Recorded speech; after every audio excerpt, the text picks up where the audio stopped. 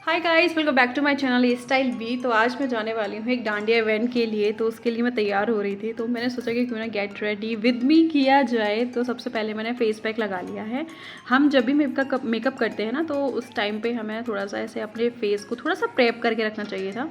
तो मैंने और कुछ भी नहीं कर रखा, इवन मैंने थ्रेडिंग भी नहीं बनाई हुई। तो मुझे लगा कि थोड़ा सा ग्लोइंग लुक आना तो चाहिए, इसलिए मैंने फेस पैक लगा लिया। एवर यूथ का ये केसर वाला फेस पैक है ना, 10 रुपये का पाउच आता है और ये बहुत ज़्यादा मज़ेदार है, बहुत अच्छा है।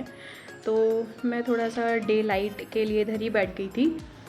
सबसे पहले स्किन को प्रेप करना होता है। मैं हमेशा इस बारे में बात करती हूँ कि स्किन को प्रेप करना बहुत ज़रूरी है। तो हम सबसे पहले क्या करते हैं, फेस वॉश करते हैं, क्लीन करते हैं, उसके बाद टोनर का यूज़ करते हैं। तो टोनर के लिए यहाँ पे मैंने माइक्रो एसेंस लिया है लॉरियल का। उसके बाद मैंने उसको थोड़ी देर रखा था, उसके बाद अच्छे से सुखा लिया। फिर उसके बाद मैंने यहाँ पे रोज़ हिप का ये सीरम यूज़ किया है।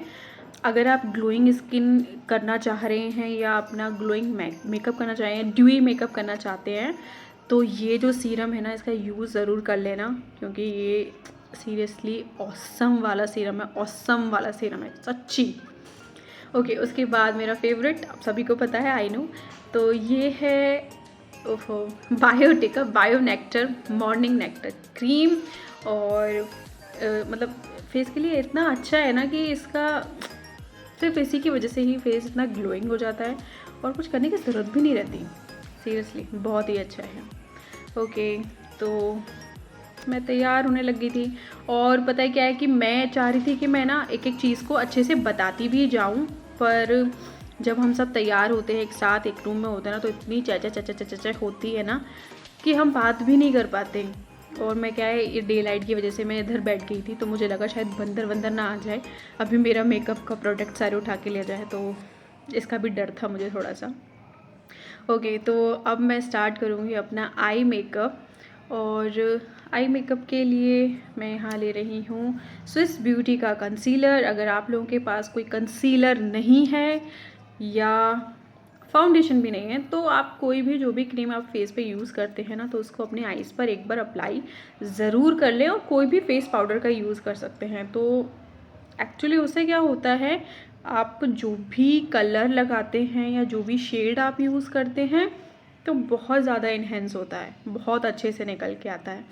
तो मेरा जो लहंगा था, आउटफिट था, बेसिकली बहुत सिंपल सा था, बहुत सोबर, क्योंकि मैंने ना तिगड़म करके उसको बनाया था। मेरे पास ऐसा कोई प्रॉपर ऐसा लहंगा सा नहीं था, तो लहंगा कहीं और से लिया, दुपट्टा कहीं और से, ब्लाउज़ कहीं और से, तो इस तरह से मैं टिगड़म करके उसको बनाया है।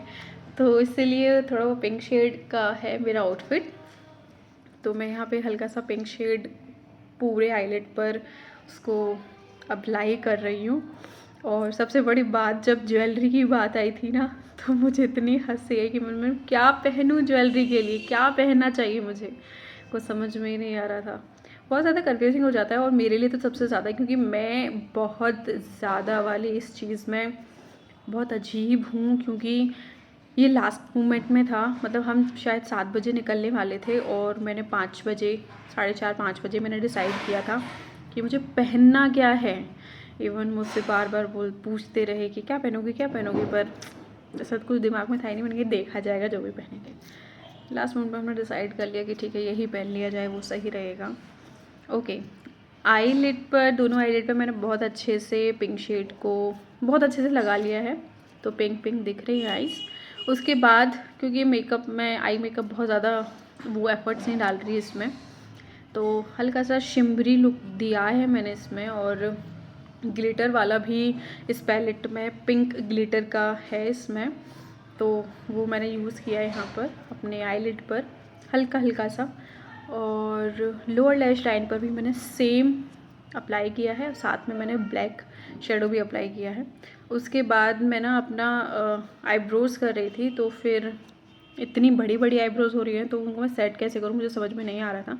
पर फिर भी मैंने थोड़ा ट्राई किया कि ये थोड़ा ठीक ठाक दिखें, तो कुछ ऐसी सी दिख रही हैं फ़िलहाल तो।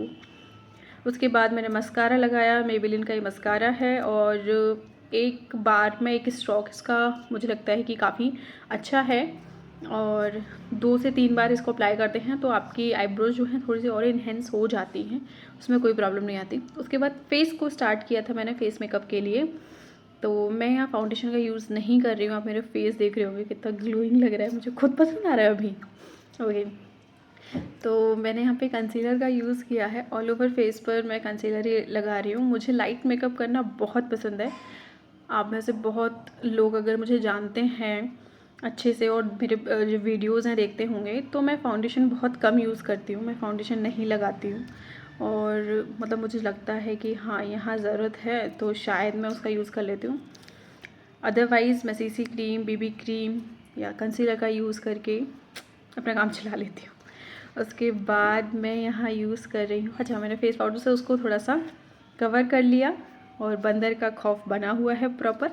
उसके बाद मैंने यहाँ पे लगाया है ब्लशर, बहुत ही सुंदर सा ये ब्लशर है।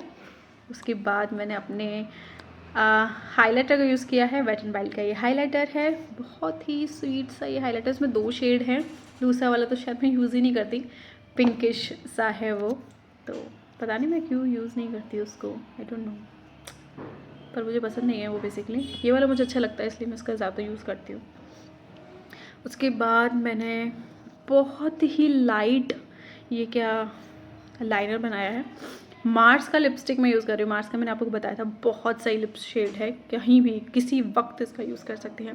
उसके बाद मैंने हेयर स्टाइल बनाई थी और हेयर स्टाइल बनाने में मेरी जान निकल गई थी। मैंने 2 से 3 बार इसको ट्राई किया है, फाइनली कुछ ऐसा लुक आया है। और मैं क्या आफ्टर मेकअप का फ़ोटो ले नहीं पाई, तो ये एक मेरे पास एक पिक्चर है। It's all. आई होप आप लोग पसंद आया होगा। प्लीज़ लाइक कर दो, शेयर कर दो, सब्सक्राइब कर दो। बाय। प्रेम दा प्याला पियो, एक पल में सदियां जी।